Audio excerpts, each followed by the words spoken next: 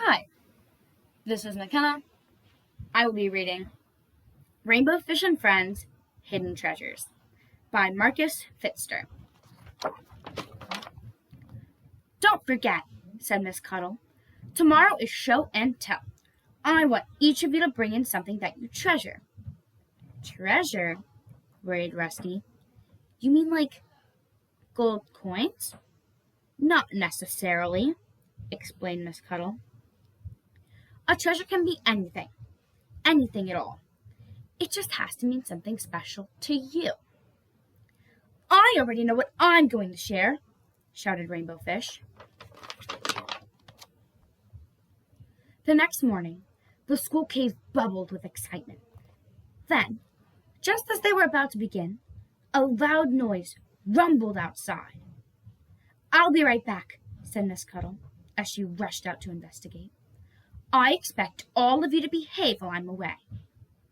Rainbow Fish couldn't wait. Look what I brought! My entire shell collection. Each one is special and reminds me of a different friend. But that's a million things, objected Puffer. Not one special thing. Now my pebble is extraordinary. Look how smooth it is. It probably crashed in the waves for 1 billion years. Oh, Puffer, there you go exaggerating again, cried Angel as she unfurled her map. This has been in my family for ages. My great-grandfather discovered it in the captain's room of a sunken ship. Every place I've ever called home is on this map. My compass came from an old ship too, said Rusty.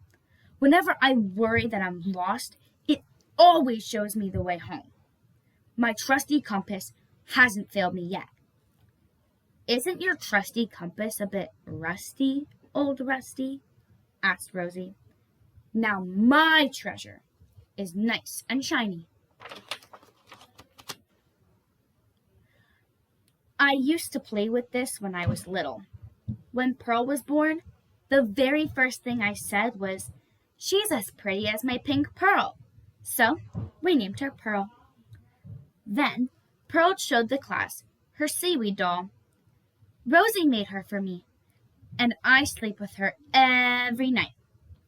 I brought something that I always sleep with too, said Tug.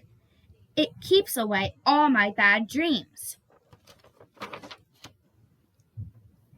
It's a real shark's tooth, said Tug.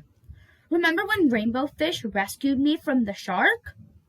But this tooth isn't from that shark, is it? Asked Little Blue. You just found some old shark's fallen out tooth, right? So that shouldn't count. Anyway, sharks lose teeth all the time, added Puffer. They have zillions of teeth, so that's not so special.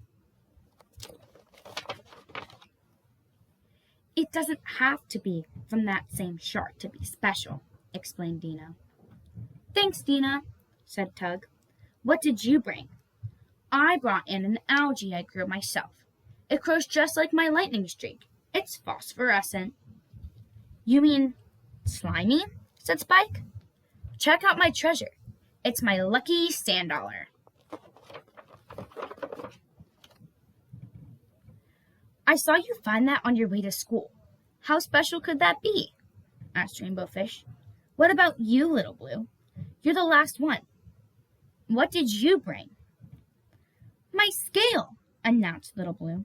The one you gave me, Rainbow Fish. Rainbow Fish smiled. Should that count? Asked Spike. That's like bringing in your fin for sharing, added Rosie. Everyone began arguing about what could count and what couldn't. Quiet, interrupted Rusty. Do you want to get us into trouble? I don't think we're supposed to be fighting about what counts as special to somebody else, added Tug. Rainbow Fish agreed. That's right. I felt really bad when no one liked my shells. Me too, echoed one fish after another.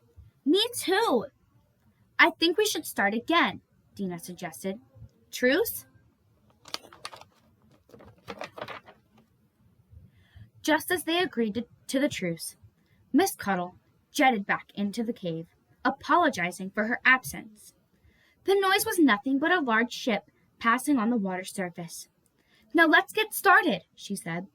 And remember, just as each of you is special, so are the things you brought.